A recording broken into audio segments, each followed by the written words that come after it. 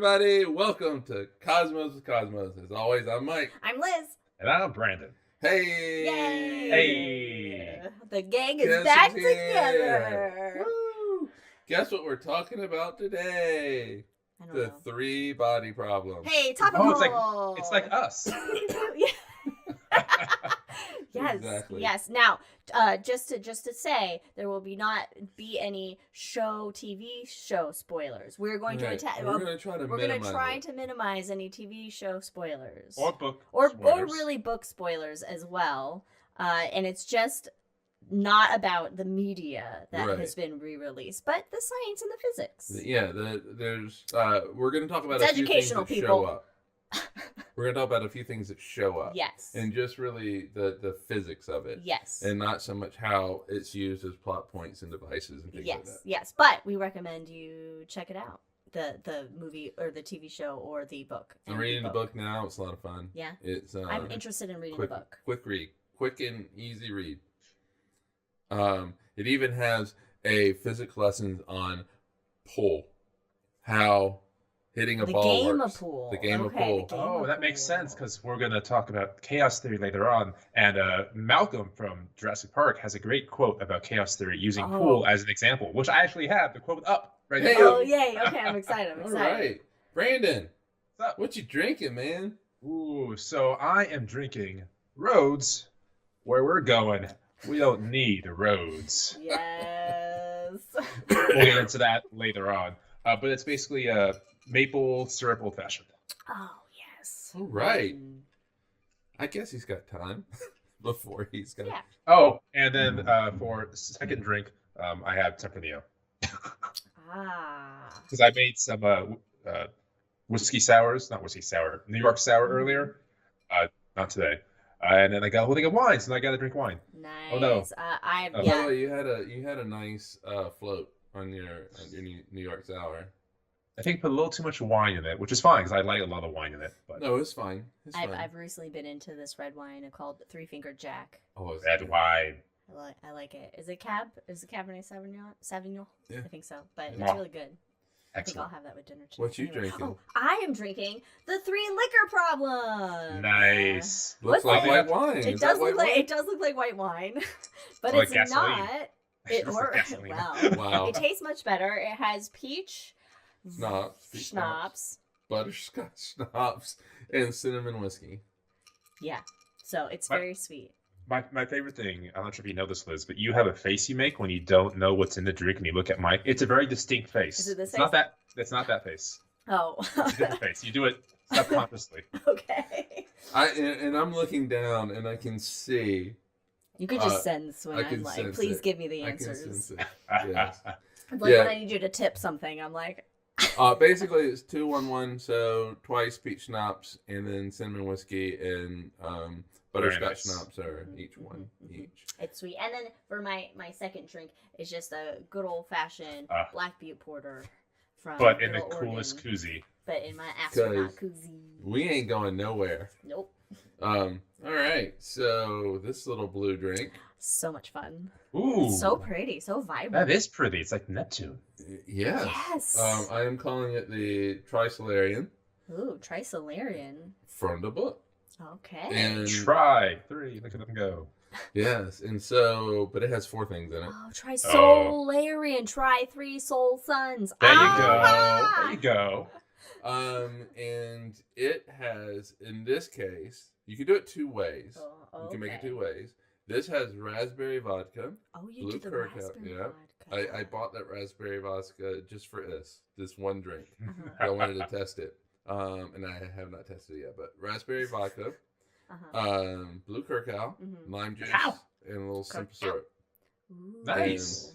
But if you want to make it a different way, you can do white rum. Don't do dark rum, gold No, rum, no, Jamaican rum. The white rum I tasted and it was pretty good. Yeah, you want to use Uh, white rum because you want the blue color. And regular vodka was pretty good. Yeah. Go, taste it. Let's see. How is Oh it? yeah, I can get behind that. Yeah. Excellent. Yeah. So, this is Let me a try. drink that Ooh. that I Ooh. It's we like watched. it's it's like blue raspberry flavor. We watched Star Trek: The Undiscovered Country yesterday. Nice. Yes. It is actually it's my favorite of the original movies. Really? Yeah, so love Undiscovered Country. And so we watched it, and this is a take on Romulan Ale. So cheers, everybody. I have a little bit of Romulan ale still left. Oh, from the Romulan ale that you bought. Yeah. Mm-hmm. And my second drink is tea, vodka with peach syrup in it. You can call that Klingon blood ale. Yeah. Yeah. Actually, we do have a drink called Captain's Blood, which really comes out kind of as a pink color. It does, so it could be Klingon blood ale. Klingon blood. Okay. All right, so follow us on all the things on Twitter, because I will not use the other name. Drinking Cosmos on Twitter, Cosmos and everything else. Rate us and follow us and rate us on wherever you get your podcast. And don't forget to join us later for The Hangover. Yeah. All right. And as always, you want to check out Wildixia on Etsy. That is Wildixia. Get all kinds of really cool artwork. Friend of the pod, Ron Proctor. You can catch his stuff on the Mr. Proctor Show. And of course, what's that? .com? .com. Oh, yes. .com. Sorry. I'm like, I did give it a... all right. So, and if you're in the southwestern corner of Iowa, or I guess the northeastern corner of Nebraska, or something, I'm not sure how to say it. Anyway, what's happening? If you're in the Council Bluffs area of Iowa, check out Rolling Bluffs Planetarium, Jack's Planetarium. You can check out rollingbluffsplanetarium.com for more information about what they got. Yay! Also, join us every other Wednesday for The Shot. I am overdue on making some of those. Yeah, yes, you are. And we need some coming up here. Yeah, are we doing it next weekend? Yeah, next weekend we have. I'll do like 3 in a row, just me. There you go. Yeah, so if you like a little, what do you call it? Bite size? Just shots of astronomy. If you like quick shots, quick tidbits, quick things, short form media. It's great. We have all kinds of topics. We've done like 50 of them. Yeah. That's so much fun. Yeah, we got one coming out on eclipse. One's out on eclipses. Yeah. Oh, and tomorrow. Eclipse if you're watching this like right now, which I don't think anybody is, the eclipse is here tomorrow here in the States. I am promoting the eclipse episode of The Shot tomorrow as well on social media. All right, rules as always. The puppy barks. Go ahead and take a drink. Star Wars or Lord of the Rings references as well. Any special rules today? If Leia gets in our face, because she will get up. Both dogs are in the room right now with us. They're just. Who let the dogs in? Yeah. Well, otherwise they whine and then they get all Jackie. I mean, picture Jackie all sad. Which is I was going with a bad reference to the Baja Men, but sure. Yeah. I know you were. Boys?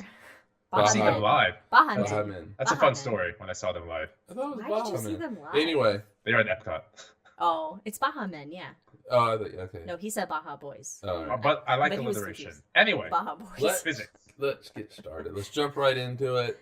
You guys don't need to be doing all this other stuff. Body problem. All right, we're going to begin with the 3-body problem because that is exactly the name of the book and show. And so we'll just start with it. Sounds like when it sounds like when a threesome goes wrong. I mean, yes. I guess the aftermath. Okay. Oh. Anyway, the 3-body problem in physics, not in sex, is famous for being unsolvable. But it has been solved. Wait, it has been solved? Yes, it has. Oh, I didn't know it was solved. Yeah. I thought it was a forever problem. Well, it is, and you'll find out. Mystery. You'll kind of find out how it is a problem. But but it did in the you'll find out. Okay, so when you say solved, it's more like it's been solved. Right, but some of its solutions some of its solving are useful, but most aren't. And there are going to be some solutions that we all know and love. Okay. and that we've heard of and Yes. we've talked about Okay. here on the podcast and all that kind of Okay. stuff. So let's start in the beginning. Oh, All yes, right, yes, so- yes. What is the three-body Yes, problem? the beginning. Diddle-oo, diddle-oo, diddle-oo. Very good. So we do have to go back in time, 1687, to one Sir Isaac Newton. Ah, the newts. Oh, who's that? Yes, and from that, we have the two-body She turned him two-body into problem. a newt, and he didn't get better. What? She turned him into a newt, and he didn't get better. I got better. We are in the rare form already. Ah, yes. Anyway, in 1687, Principia was unleashed upon the world, Oh. and within it you have his equations of motion, you have the Right. laws of gravity, Yes. and all that kind of stuff. And if you put all that together and you do some stuff, some calculus and some Which math he and also stuff, invented. which he did invent. He literally pulled out of his ass. You actually can have the two-body problem, which is easy peasy to solve. It's really Okay. easy to solve, and it gives you a simple and exactly solvable solution, which in physics and math we call an analytic expression. Analytic expression. Yes. Let's So, tell my therapist, see how it goes. I'm gonna be so lost. so basically, what it did, Principia, what it did was it transformed an erratic and chaotic universe Mhm. into one of predictability. Oh, an Orderly. yeah. logical Vulcan universe. So the two-body system, Mm-hmm. it has equations that basically describe the path the body follows around whatever the other thing is. Okay. The star, planet, Right. that kind of central. thing. And you've heard of them, ellipses, Yes. parabolas, Yes. Hyperbole. hyperbole. These are all conic sections. Uh-huh. So if you have a cone and you take a slice out of it, you can get all three of these. Slice. Yes. Okay. So they're called conic sections. This is a lot of high level math that I never got to. High level math. Codes. I love math cones. Yes. Well, you know what a cone looks like, right? Yes. Yeah, right, never mind. I got that far in my visualization. And it was a road cone. If anybody wants to know what I visualized as cone. Okay. Only one case has a simple solution. Only one case. Okay. Excellent. And that is when you have two bodies orbit each other without any other gravitational influences from the rest of the universe. So Can that impossible. happen? No. No, because every gravity's everywhere is affecting every Gravity other is. gravity's Um, everywhere. Unless it's like Leia going around Liz, then nothing will impact that. Yeah. No, exactly. Okay, so we already know that the two-body solution, easy peasy to solve, but it's just not really what is seen in It's the not. universe. It's not elegant. No, it is elegant. Oh, okay. It is elegant. Okay. It's an elegant solution. However, it doesn't perfectly describe how the universe. Yeah, because the universe is wild and wacky. It seems like we can explain one thing, but then we need to like do new math to just explain one other thing, just because it's slight like Mercury orbit versus Mhm. the rest of the planet's orbits kind of thing. You need two different types of physics. Right. And so once we came up with like I'm involved. Yes. Okay. You're a human species, so yes, once people that were smart came up with a solution for the two-body problem, they started to look for three or more.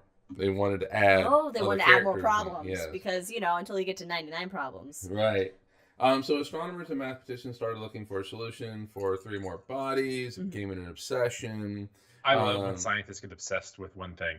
Yes, I love those stories. It really did become an obsession with a lot of people. Writing equations all over the walls. We quickly found out that chaos rules when Chaos. we do this, and we also found out that it seemed impossible to solve. So, in fact, so much so that in the late 1800s, Ernest Bruns and Henri Poincaré Sure. in French. You said, did Henri, right? Henri Poincaré said that no general analytic solution exists. Well, that's that then. So Now this is basically said it can't be solved. This is specifically 3 or 3 plus. 3+. 3+. So anything after 2 is like, what? Anything after 2. And they said it can't be solved. Okay, never The say interesting never. thing is, we'll get to this later, was 20 years later, somebody did come up with a solution, but it's impractical. But they did come up with a solution. Is it a solution if it doesn't work? The one that was 20 years later. All right, so there was a Finnish. I don't know if he was a mathematician or a physicist, but he used what is called a series in math, and it basically would need 10 to the 8 terms. So that is 10 million terms just to be able to do a simple or an average astrophysics calculation. So it is not. It's just not usable. You would need a computer to do it now. You couldn't write out all those terms on a piece of paper because it just wouldn't. That's when you have need the enough paper. walls. That's when you need the walls. Yeah, and so his name was Sundman, and Carl Sundman, and he used a power series, and it's 100 million terms for a simple celestial mechanics calculation. So it's not very useful. We got computers though. They can But do he that did shit, find yeah. a solution. Okay, right. And so, but anyway, so yeah, I just think it's funny that they say it can't be solved, and then 20 years later, it kind of happens. But so the question is why? Why Do we is care? the 3-body problem? What'd you say? I said, do we care? Why do we need No, we Why do do. we need 3+ bodies?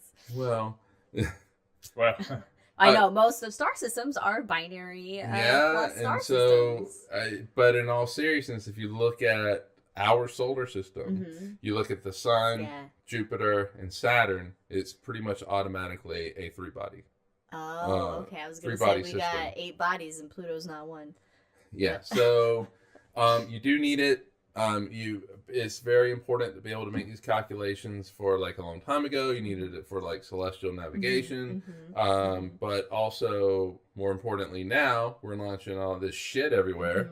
And so you kind of need it for that as well. Yes. All right, so why is it so chaotic? So the evolution of a 3-body system is always dominated by chaotic dynamics. So what does that mean? That means that future states, where things are and how they're moving, is highly dependent upon small changes in initial conditions. So if you let's say you have a 3-body problem, so the sun, Jupiter, and Earth. If you move Jupiter just a little bit, it causes big implications for where the Earth will be, 100 million years from now. Yes. And so, in fact, in 2019, there was a solar system simulation done where they wanted to calculate where everything was going to be. Let's fuck with the planets a little bit. Yeah, everything was going to be in 5 billion years. yeah, fuck you, Venus. Yeah. So they ran 2,000 simulations. Okay. Everything stayed the same except for one planet. And what they did was they changed Mercury's orbit by 1 millimeter. What? Was it a millimeter? It was a millimeter from one simulation to the next. Remember, you're going over large time frames here. So True, 1 millimeter true. changing Mercury's position 1 millimeter now isn't going to really change anything in our lifetime, but over 5 billion years it does. So in 1% of the simulations, Mercury hits the sun or Venus. Oh, but then how's that fuck up the rest of us? Well, by that time, the sun will have swallowed us anyway. Well, in one simulation, I went like this. Oh.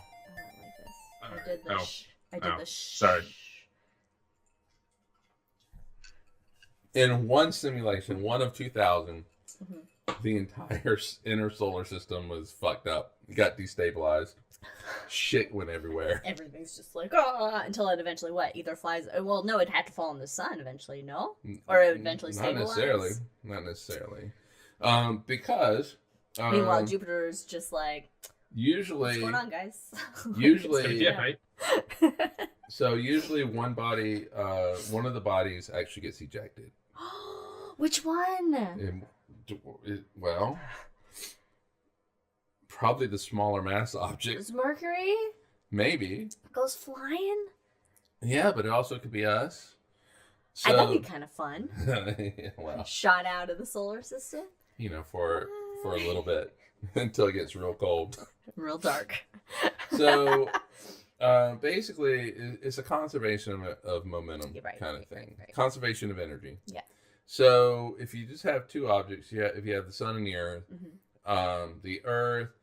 So, conservation of energy means that energy can't be created or destroyed. It can't just appear out of nowhere. Go away. It has to go somewhere else. We're It has to go somewhere. We're gonna ignore quantum physics for a moment. Okay.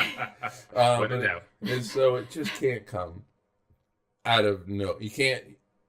You going around the sun, and all of a sudden you can't just receive all this energy from somewhere and send you flying, change your orbit, and that kind of thing. So, in a two-body problem, the Earth is always locked in orbit around the sun. Right. So if you have, like, say, two stars and a big planet like Jupiter,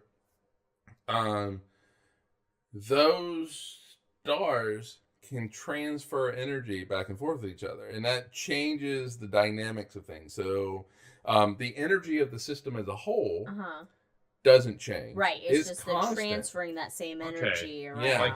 Like Ben and J-Lo. Their star power is equal, but it goes back and forth between the two. Right. Yes, they can transfer that. Right. That And power. so that has implications for other things. Right. In Jupiter. orbit. And like where what So, it's because then if one star gets more energy, then that's going to bring Jupiter to it more, or it's going to it's going to affect No, it. you're not. I don't know. Don't think mass messed here. up. Energy's not mass. Yes.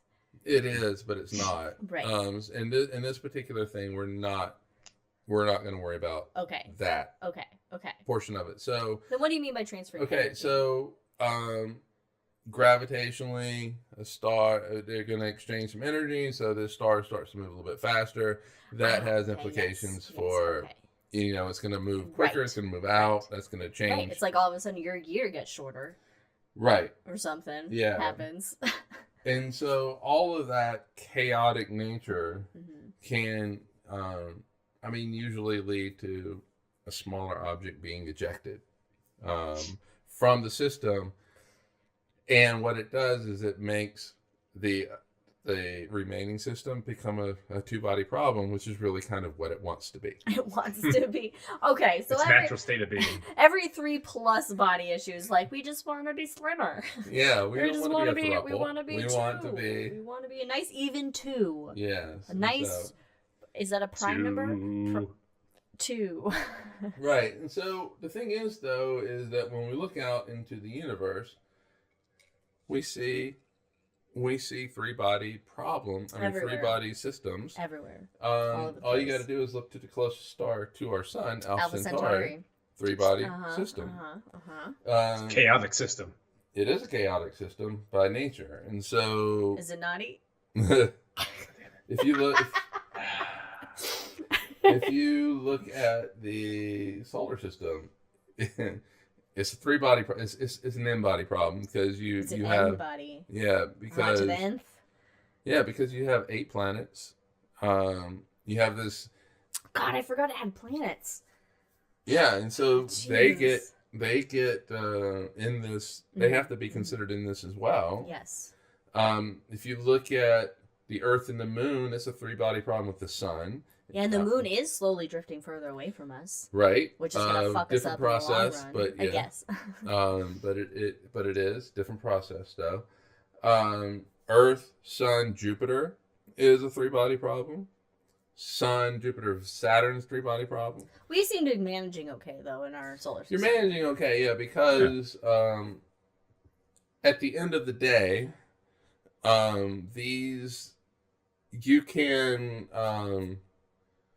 At the end of the day, Jupiter's mass is small compared to the sun. Right. And so everything in the solar system is small. The mass is small compared to the sun. So it's inconsequential. So what it does is it kind of reduces to a bunch of two-body problems. Right. It's And like so, the sun and Earth and the sun, Jupiter and the sun, yeah. Mars and the sun, Mercury and the sun. The problem is the orbits will shift over time because it's not This just sounds a like two-body a fun problem. anthology. Oh, a kids anthology series: Mercury and the Sun, Venus and the Sun, Mhm. Earth and the Sun. And it's all kind of the same story.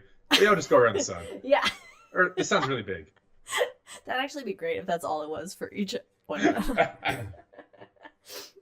All right, so Golden book set. I used to love golden books. All because you can't get an analytic solution for a three-body problem. That doesn't mean that you don't have a solution. Okay, it's just not analytic. It's just not analytic. It's not that. It's not that pretty elegant Oh, are you gonna be equation where you Are you can gonna be pop okay? in. Yeah, I mean, it is what it is. Where you can pop in some numbers, get Yeah. something out, Uh-huh. and that's exactly Right, it's what not it a is. nice plug and play USB. Right, so you can approximate things. Around. You can approximate things. So if bodies are far apart, you can approximate as a series of those two-body problems, which I talked about. So the Okay. planets are spread out in our solar system, Mhm. and they're not even all lined up in the same direction, Right. so it's even further Mhm. from each other. And so you just say Sun, Mercury, Sun. Right. Okay. So a Venus, and series so of on. two. Probably. Yes. All right. If one of the bodies has a very low mass compared to the other two, then that low mass object its gravitational effects can be ignored. Excellent. Got it. And it's great for satellite orbits, approximating the moon's orbit relative to the Earth and Sun, Mhm. the Earth's orbit relative to Sun and Jupiter, and that is actually called the reduced three-body problem. Reduce three-body Reduce, problem. nice. Reduce. Yeah, Okay. and that's what the R3B. that's what a lot of people like to use and that type of thing. But it does fail to perfectly predict well into the future. That's science. Got to predict. Yeah, got to be able to predict. Oh. It can get you, a few 100 million years out, but that's it. Oh, Oh, if yeah. that's it, then let's just throw the theory away. But then things start Yeah, and changing then, in a way that you can't. yeah, and then exactly that you can't predict because you have the effects of Jupiter going on.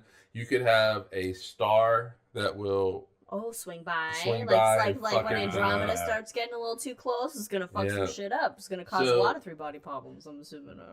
right. So there's a thing called numerical integration, which Newton also kind of worked out a little bit. Okay. course. Basically, it's where you break up the problem into Sections. sections. Manageable sections. Oh, Manageable like then we you- do with chores. Yeah, and then you combine them together, and then you're Yeah. like, all right. So you we're- break it up. You break the motion up into really small time steps, Okay. and then you solve it. So you go, okay, let's take a look at right now. Mhm. What's the effects that everything is on the Earth? All right, and so you figure out what the net force is, Uh-huh. and you apply that force to the Earth, Mhm. and then you go forward. I don't know, a day, whatever your time step Uh-huh. is, Uh-huh. a day. Then you figure out all the forces again, Uh-huh. and then that you adjust the Earth's movement based on that, and you go forward a day. Okay. And so step by step. step by step. Just Isn't there a song called Step by Step? well, there's also the TV show Step by Step, Day by Day. I just thought. It was Okay. Suzanne Summers. She was in the TV show Step by Step. All right. Anyway, I think it was on it might have been on a TGIF at one point, Okay. but I don't know. maybe not. So there are some solutions Uh-huh. to this. We talked about Sundman, Yes. Carl Sundman already, Yes. but he wasn't the first one to come up with a solution. Euler and Lagrange. Oh, Euler. Lagrange, known for Nice. Lagrange points, maybe? Maybe. So Euler found out there was a solution where you have three bodies. For those of you listening, Euler is spelled Euler. Right. He was a man. It'd be great if he was like An oil man. An oil man. Euler the Oiler. Euler, yes, founder of the Oilers. Anyway, Euler found a solution where three bodies orbit a common center of mass. Okay. And they remain in a straight line with each other. So basically, they're in constant eclipse.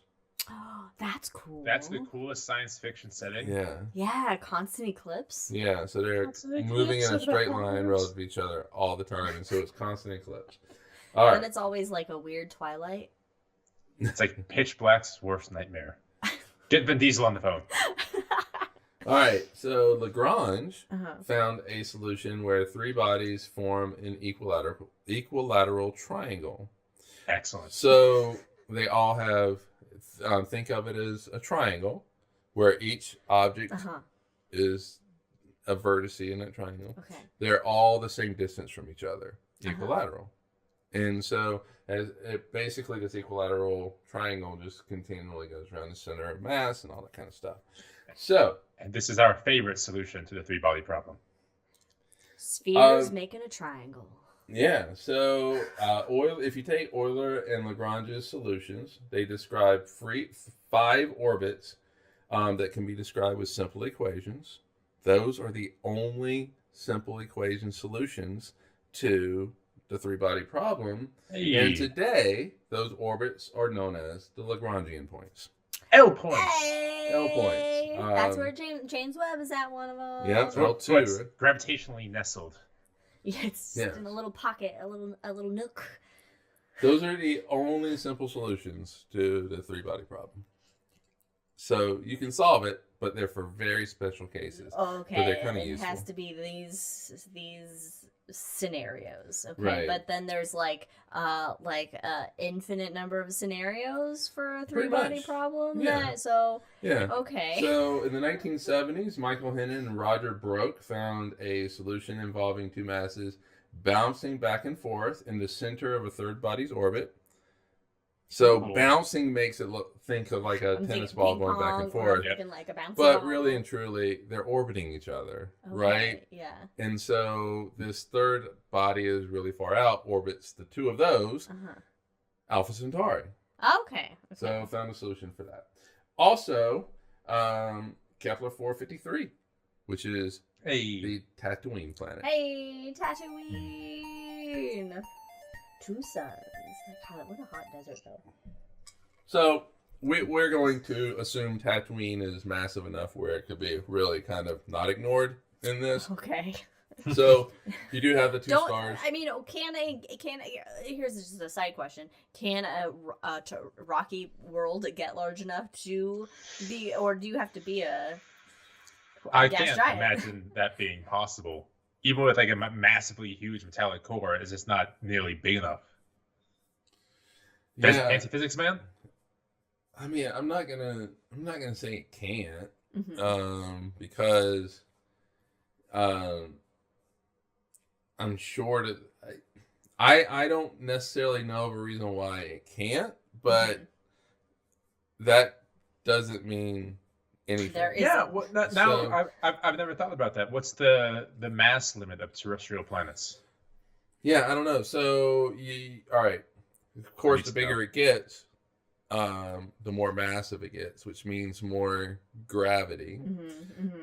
So you are going to, it's going to heat up that core. You're right. It's also going, that heat is going to be up at that planet's going to be more volcanic. Yeah, volcanic. Right.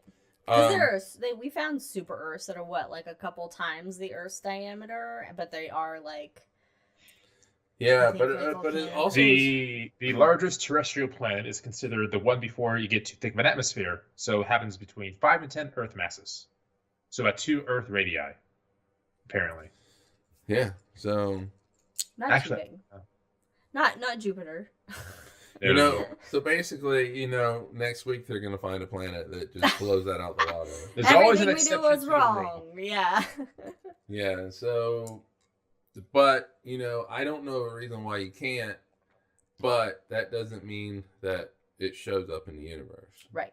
So, all right. So that's 1970s and 1990s. Chris Moore Yes, that is his name. Cris, not A. No A. He sounds like a comic book writer, Chris Moore. He does. Three-body problem. He found a solution for a figure-8 motion of 3 equal mass objects. So just pointless. That's the infinity system. It is that's exactly what it's called. Oh, really? The infinity system? Yeah. Yes. So they're always basically the same distance from each other. Oh, that's cool. That would be I like cool. that. Keep your distance. I like that. Forever. So basically, after that, you have what's called the shape sphere. Richard Montgomery. William Shakespeare? Yeah. The shape sphere. Richard Montgomery came up with this. Basically, if you draw a line between all the different characters in it, so the 3 characters, you make a triangle, right? And so, and as time goes, that triangle changes its shape, but it's still always a triangle. So he found that if you map that triangle onto a sphere, we won't really get into. Yeah, no, this is cool. Yeah.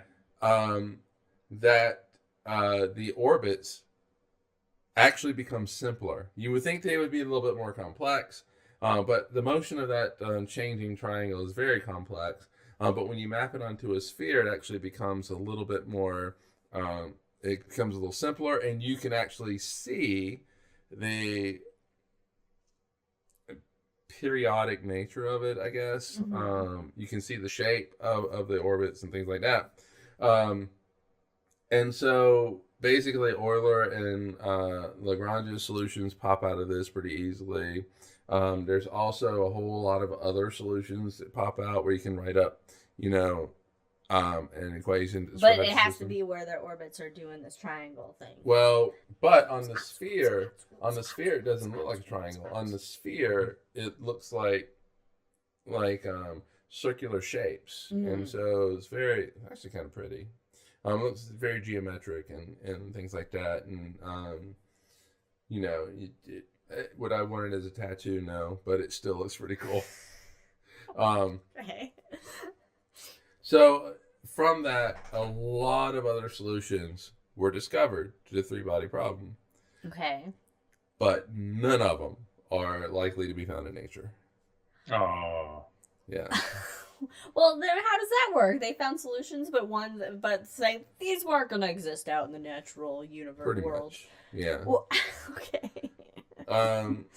So, I mean, it's a good way of visualizing things and finding solutions, but most of the solutions just don't work for the real world. Yeah. It doesn't, and what it means is that nature isn't going to. So you can get the solution, and so therefore they are permissible in the universe. Oh, okay. So it could show up in the universe. However, the chances of it showing up are pretty remote and almost zero. But given all the galaxies in the universe and all of that, it might show up once. Sweet. Okay. But And then the one time it does happen, the people there will think this is normal and it should exist everywhere. yeah, or that system doesn't last long, Right. Oh. and Yeah. it ejects a member and reduces down to that 2-body problem, Okay. or becomes That 2-body problem sounds like a 2-body solution. Like I only see many problems with it. This is just the natural state of things. No problems. It just is 2 bodies. Yeah. So there's a 2-body quote. ideal. Hey, Jackie. No. I was gonna say, was that a puppy bark or was that a puppy sleep? That was Jack licking Leia's ear. Yeah. So this quote is from PBS. I can't remember the guy's name, but it was on PBS. He's on PBS. The 3-body problem is perfectly solvable uselessly, or for seemingly useless and bizarre orbits, except for the Lagrange points. And it may be approximately solved for useful and practical orbits with enough precision to work just fine. That's all we need. We just need it to work. What do we need it for other than Lagrange points right now in Satellites. reality? Satellites. Okay. Yeah, Launch so you ship. need it it to launch Exploration. ship places. Oh, okay. Yep. Okay. So it's very yeah, you know the great thing is we don't need it to save civilization on another planet. no, Okay. no, but That come in handy. right. One day. But you know, so we needed to launch shit Mhm. now, and what's really helped us with all of this are computers. Computers Yes, allow us to do our it. future overlords. Yeah. And But now- before there were computers, there were human computers Yes. that did all the calculations for you. Yeah, human beings. Yeah, and so it was slow, it was laborious, and computers And can now unappreciated. it was. So computers Especially if now you're do a it woman, for you. and especially if you're a woman of color. Unless you're Alan Shepard, then he really appreciated the computers because he would die without them. Yeah. So I think I start playing. that is Three Body Problem. Excellent. Okay. Good podcast. Okay, so basically, in a nutshell, if you could nutshell the three body problem, it's like when you got three or more bodies, Off. things get weird and chaotic, and Yeah. it's hard to fucking solve for that shit. Yeah, things get really insane. Yeah. Okay. And quickly in a lot of cases. So, and it's just really hard to calculate. But that's an important part of physics and I don't know things that might be Right, because again, most of the times there's more than just two things that are you're trying to account for. All right, let's move on. Let's move on to a topic that Brandon really likes: nuclear propulsion. Excellent. Excellent. It does show up. When things that go boom make you go far. Nuclear propulsion actually was first thought of in 1903 as a means to propel cars, trains, and boats using radon. Radon? Which you don't want in your house anyway. Right, that's when you have people come and scan your house for radon and stuff like that. I feel like using anything nuclear to propel anything that I don't know, you're in a commuter fashion. Cars, trains, that may be a bad automobiles. idea. Not great. Right, but in 1903 though, it was like, ooh, it's great. this could be fun. I mean, they didn't see a bomb go off. no, but you also 1920s, you had the glow in the dark watches where the women were painting the dials, and basically their faces fell off. Yeah, because they're using radon and stuff like that, or something. It was some sort of radioactive material, and their faces literally fell off. I bet they got cancer with their jaw and all that. There was definitely at least one, if not more, women that painted their fingernails with that glow in the dark paint. Maybe, and then I would. I mean, I would. So instantly. In 1914, H.G. Wells publishes The World Set Free, which uses nuclear propulsion.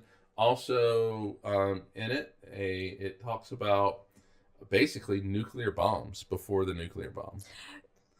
I mean, it's not okay. So when did we first be like, "Hey, things are nuclear. We can have nuclear power"? Well, I don't know about nuclear power, but obviously in the 1920s and 30s, they knew about nuclear. Because they're trying to figure out within the terms within quantum physics and what's going on. We knew about radioactive decay. That kind of thing. It makes sense that then it would be like, whoa, let's make bombs. Well, yeah. So. I mean, it's not far. It's pretty easy to visualize the bombs before the bombs happen.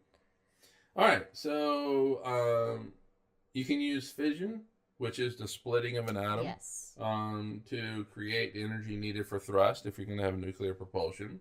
We'll get into the two types that are now used here in a moment, but there's a third type, which Brandon I know loves. But NASA's been looking at nuclear propulsion for over 60 years. And right now, the reactor temperature inside of it would be 4,600 degrees Fahrenheit. So materials... What? But that's it. But 4,600 degrees Fahrenheit. Yeah. That's it. Yeah, but so you would need materials that could withstand that temperature. For everybody else in the world, it's about 2,540 degrees Celsius. Okay. Isn't Brandon doing this part? Oh, I'll get there. Don't worry. Okay. Yeah. nuclear propulsion could allow for, one of the benefits is it could allow for more flexible abort scenarios, which Brandon added a question mark to that. Basically asking, what the fuck? Yeah, what? Yeah, so... And is that a good idea to abort? Hop in the nuclear escape pod. Well, so basically, if something goes wrong, there's a few more options in which the astronauts, if further along in their journey, they can now escape and get back home. Okay. So okay. by So using, so in the scenario that we eventually send astronauts to Mars, some shit happens. There's maybe an escape pod powered by nuclear power that they can return right. home in a reasonable amount of time. Yes, exactly. And not starve or dehydrate to death. Right. So, yeah. So that's. I mean, when in Rome. Yeah, I mean, straight from NASA's website. So basically, it's going to allow for them to be able to, because if you don't have nuclear, that means you got chemical. Right. And so you're going to be. I mean, you know, nuclear. Chemical is not as efficient. Mm-hmm. So then it. Would chemical be more combustive, explosive? Nuclear is. The nuclear? Well, I just mean okay, like I'll tell you more what. sensitive. I'll tell you what. We'll get to it. Would be. We will get to it. Okay. All right.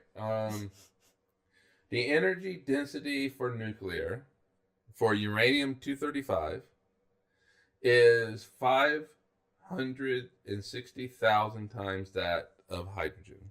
Jesus Christ. So you get more energy from nuclear than you would from a chemical reaction so like with hydrogen. You can imagine, like, uranium is like more sludgy, and now, hydrogen is more. Now, forgive me, U-236, isn't that what we use for RTGs for like Perseverance and Curiosity? It's like one away from the actual nuclear weapons for RTGs. Sure. This is the only one that I have a number on. Okay. So it is basically it is more efficient than chemical rockets, and it will give you more thrust than chemical rockets. That's why you have more scenarios with nuclear, in that if you're further in your trip to Mars, shit goes wrong, you then can use a nuclear propulsion to get you home, because it'll give you more speed to get back home. Whereas chemical reactions, just not as efficient. I am going to make a Weird Al-esque parody band called My Chemical Rockets. All right. So there are two types There's two types of nuclear propulsion that they're looking at now. Oh. There's thermal and electric. Thermal has high thrust and twice the propellant efficiency than chemical rockets. Basically what it does is it transfers heat from the reactor to liquid propellant. The liquid goes to gas, expands through the nozzle, producing the thrust. So extremely similar to just nuclear plants in general, just creating, There's also electric. Oh, I love this. Which has a lower thrust than thermal. But what it does is it generates electricity that positively charges the gas propellant, makes it turns into positive ions, and that is pushed out through a thruster, which gives it the thrust. It's not as its thrust is not as great as thermal, but it still gives you the thrust. So those are the two that they're looking at now. Yeah, and we use nuclear stuff for like New Horizons and all those spacecrafts that are going far because we need it. Right. Well, that's batteries. batteries. Last longer. Yeah, those are batteries, not necessarily for propulsion. Here's the question. That's fair. That's true. Here's the question. Can we use a bunch of bombs, nuclear bombs, to make us go really fast? The answer is in theory, yes. Can we, Brandon? In theory, yes. You may be asking, why is Brandon here in this episode? And I'm going to respond that one, Mike hates the sound of me pouring things. And number two, because there's spaceflight involved. And when there's spaceflight involved, I get very excited. Enter one of my favorite projects of all time, Project Orion, which I was going to say at some point is going to show up as a shot episode, 100%, because I love this. Oh, yeah. All right. So the idea is, just like Mike said, is you have a spacecraft. Well, it's two different ways of thinking about it. But the main one is basically you have a spacecraft in space, and it's moving forward, but then it poops out pellets of nuclear bombs. And these poops explode. Poop. Yeah. Nuke poops. I'm really so happy that you used my thing from in the notes. Oh, did I? Poops out, yes. I didn't Oh, even see that. A spacecraft. I have a spacecraft. All of our poops out brains work nuclear the same bombs and way. explode. I didn't even think. I think of like rabbit poops, like little pellets. Or was it wombats that do cubes? Anyway, so yes. these spacecraft will poop out nuclear bombs, explode, and then you have this huge plate on the spacecraft, and it will use the shockwave. Not shockwave's bad term in space, but it will use that force of the bomb to propel it. Right. And you drop hundreds of these things to reach like 1% the speed of light. How do you slow down? Nuclear weapons. Nuclear bombs. You just keep popping them off, and you'll slow down eventually that way as well. But it's just an absolute batshit cocaine straight line theory, and I love it so very much. Now, the other idea was how do you get to orbit in the first place? And this was, well, what if you also did use nuclear bombs and use it as a force to actually get you into orbit? Yeah, that and sounds you know great. what? This was tested. What? I think it was like November of '59. Of course it was Yeah, tested. but they didn't use nuclear bombs, right? It was No. chemical. It was they much were smaller, chemical yeah. bombs. And they only got 10 meters up, but still. So it's feasible. I mean, the logic of it, using the force from the explosion to propel, it's sound, it makes sense. I mean, at the end of the day, rocket launchers just control explosions anyway. Yeah, yeah. But we're going to go back a little bit and kind of start where this came from for a moment. Back in 1946, Stanislaw Ulam proposed it. And he actually worked at Los Alamos in 47. And he took this as he's working next to literally Einstein and Oppenheimer. And he had this idea, and he tried proposing it, but it wasn't really a serious idea because it didn't have any names or theories back to it. So he actually went to a name we love in astronomy, Freeman Dyson. Dyson Sphere. Mhm. Also expensive vacuums.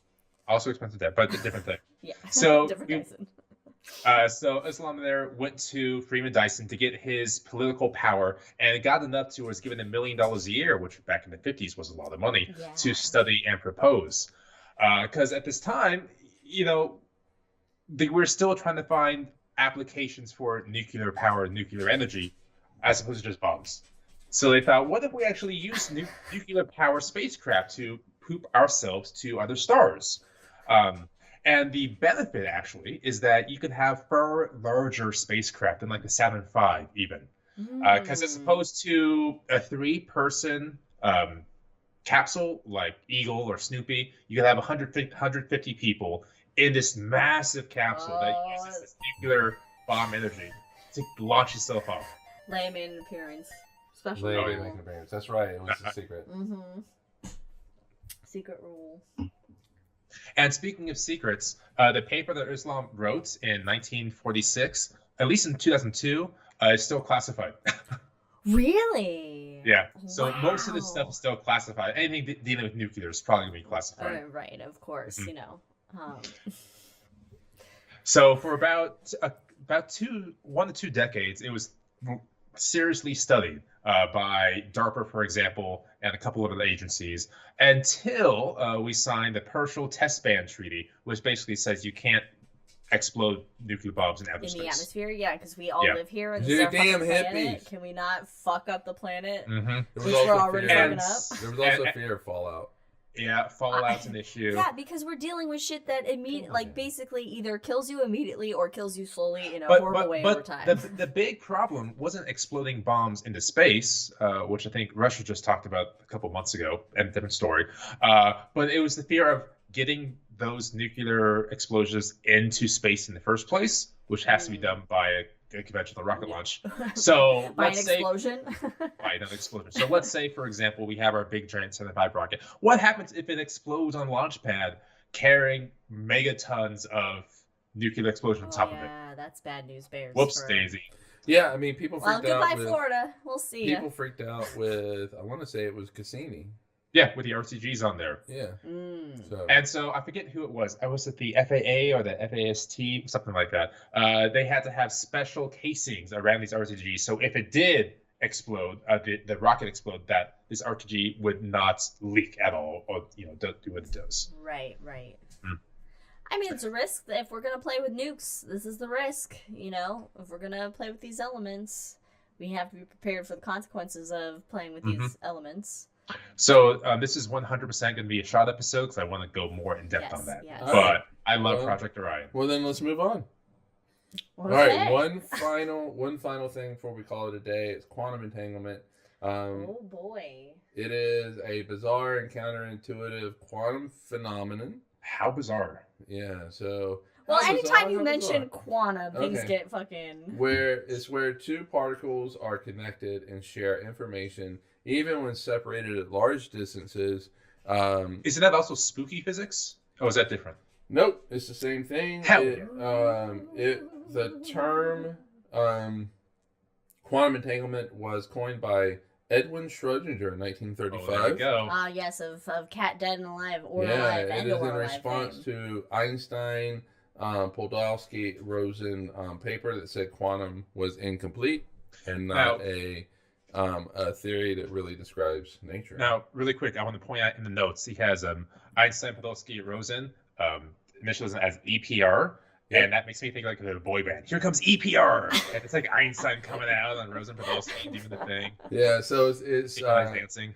It's known as the EPR paper, and so Schrödinger took exception to the EPR paper, and he wrote a paper, and I take exception. I like the battle of papers. he wrote a paper. He also wrote a letter to That's Einstein, a scientist fight right there. and in it he coined the term quantum entanglement. And so what is it? So It's a cool term.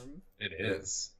all right. So I don't know how well this is going to work, but I have 2 coins for people that are watching, which is nobody. But I have 2 coins. It doesn't matter. This is Yeah. And they are 2 quarters. One is the Georgia quarter. One's the Arkansas quarter. Oh, okay. Does All that right. matter for the experiment? These are not entangled. So if I were to flip them, Okay. 50-50 shot, heads or tails, it doesn't matter what one coin gets. The other one still has a 50-50 shot. Unless it's Rosencrantz and Guildenstern not dead. Okay.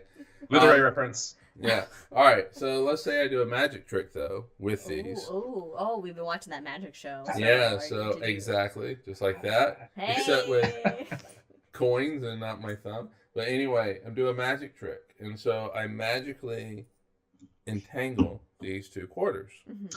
Makes a All wish. right. And so I give one to you, Okay. and one to Brandon. Oh. Thank you. And you guys go on this magic adventure in opposite directions. So you get in a rocket. You get in a rocket. Can I have my coin? You never gave it to me. You get in a rocket and you go opposite directions, and you guys are on opposite sides of the solar system from each other. Okay. But they're magically entangled. Delicious. So what it means is if we flip one and it comes up heads, the other one is automatically tails, no matter what. Okay. If I flip this quarter and it comes up tails, the other one automatically heads. It's the opposite. Will that happen right now? Can we do that? Will it happen? You can do it. Do it. How do you flip a coin? I want to hear the cool flip sound. Oh, it's heads. What is it? Heads. Heads. So this one is automatically tails. Crazy how that came up. Flip it though. Let's see if it comes up actually tails though. Let's do It's really statistics. It is fun. tails. It did come up actually. tails. Hey! Whoa! Spooky. All right. So you guys have these magic quarters and lay it off. Oh well, she can't Off. that. She's very insistent today. Go lie down, honey. Go lie down. Go lie down. Go away. Go away. All right, so you guys go Go on ahead. opposite ends of the solar system. Uh-huh. You flip yours, and you have a 50-50 shot of heads or tails, right? Uh-huh. But for Brandon, it is a 100% chance So I determine that Brandon's it is the fate. opposite of, yes, you determine. That's wild. It's whoever goes first really That's determines the wild. other Yeah, fate. yeah. Nose goes. But since we're married, you go first. And Brandon just has to deal with it. So you guys automatically know what the other person has. You are on opposite sides of the solar system, but you flip your coin, it comes up heads. You know instantly Brandon has tails. Uh-huh. So you know this information. Now, see, Einstein's big problem is that nothing should go faster than the speed of light, and that Right. includes information. Right. And so that information is going to take time to go from you Mm-hmm. to Brandon, because you go, hey, I got heads, Mhm. but Brandon already Right. has tails. And so Einstein says, because of this, it violates relativity. Quantum physics is incorrect. That it is not a real theory of the universe. Look, man, things just get weird. Things do get weird. Things just get do weird. Einstein. And so, but Well, you people just get weird. people can blunder now and then. Yeah, Have big blunders. exactly. It's fine. Yeah. But you automatically know what Brandon has, and Brandon automatically knows what you have. And so it seems like this information has gone faster than the speed of light. So these are quarters, though. So the question is, does it really show up in other things in nature? Leia, go lie down. And yes, it does. They're a quantum tail. A quantum tail! Ooh, Yeah, another so- Golden Book series. Take that, Fievel. So in physics, you can entangle two particles. Okay. We've done it with photons and the such. Basically, if you have two particles and you do a neutral spin on them, means that one of them is up, the other one is down. It's always like that. So it's a neutral spin. You can separate and measure them. So you've created these particles in such a way that they're entangled. We have done this, really with photons. This is crazy that we can do this. Then you separate them. Uh-huh. You measure the spin of one, and you know the spin of the other one. You measure it, and it's the opposite. And so Einstein referred to this as a spooky action at a distance. It violates relativity, which is what he was all upset about. But Einstein was the first to kind of think about this. And his thoughts were conceptual, though. He didn't really have any math to back it up. That's He not didn't- like Einstein. Well, but he's Actually, a it thought is. I take that back. experimenter, so it might be hard. It might be harder for him to do a thought experiment on this kind of thing Well, because the whole it's the whole EPR it makes your brain melt. paper was a thought experiment Mhm. about it, and so he just couldn't back it up with math. And to be fair, it took another 30 years before get the somebody math. could. to get the math for it. Well, to really figure it out. And it was an Irish physicist named Oh. John Bell. he had the dude. luck. He was lucky. Right. He had some charms. And so he turned the ideas into equations that could then be tested. He didn't test it, but he came up with. I He think was like, "Look, I did the math. it's, You it's do the called work." the Bell inequality or the Bell theorem or something like that. And there were three physicists that really took on the mantle of trying to prove it or disprove it. And Alan Aspect, John Clauser, and Anton Zellinger, and Let me guess. they won the 2022 Nobel Prize for experiments with entangled photons, establishing the violation of Bell inequalities, and pioneer quantum information science. And so they got it for quantum entanglement. We don't fully understand it, but we know it's a fundamental aspect of nature. Well, 2022 for the Nobel Prize for it. I mean, One of my favorite things is in Planetarium shows, we get all sorts of great questions, or fun, weird, strange questions. And typically you have Well, some my kind of favorite question was, what's that behind you? Oh, God, that's a whole nother story. that's spooky physics right That's there. good physics right there. I don't like that question. But typically you have an answer, or you can speculate on an answer. But anytime somebody asks anything about quantum, like, I don't fucking know. I know. It's like, And that was my quote. I don't fucking know, you 12-year-old. Yeah, it's so quantum is so weird. And Yeah, it's. I mean, but it's strangely charming. Nice. it's Nice. what? It's strangely damn. charming Oh, when you think I- about all the up and downs. I swear to and- God, I'm going to finish that drink because this was a fabulous, fabulous joke. that actually put drink on there. So, all right, I I'll tell you love what. that. Let's talk about quantum in the Hangover because Okay. it's Let's about talk about quantum, baby. Okay. Let's All talk right, about- so yeah, thanks for joining us, and whoever joined us, thanks for joining us. Come back and see us again in 2 weeks, and where we will. What month are we in now? Oh April. God, what are we? Yeah. We're going to talk about what's happening in May. I saw the 4 on my computer. I did January, February, March, April. That's what I usually have to do. Yeah. May High in the Sky. May High in the Sky. It will be our next episode. Yes. Yeah. So we may have some scheduled changes coming up, just because we're going to have some visitors in town that we may then have to adjust the schedule later in May. Hold on, let's just see if it happens. So. We'll talk about it. I'll do the episode myself. Don't worry. There we go. Yeah, it'll just be Brandon time. That'd be great. Yeah. I'll send him the OBS profile. God, how deep down the rabbit hole will I go? Anyway, thanks for joining us. We'll see everybody in 2 weeks. Cheers, everybody.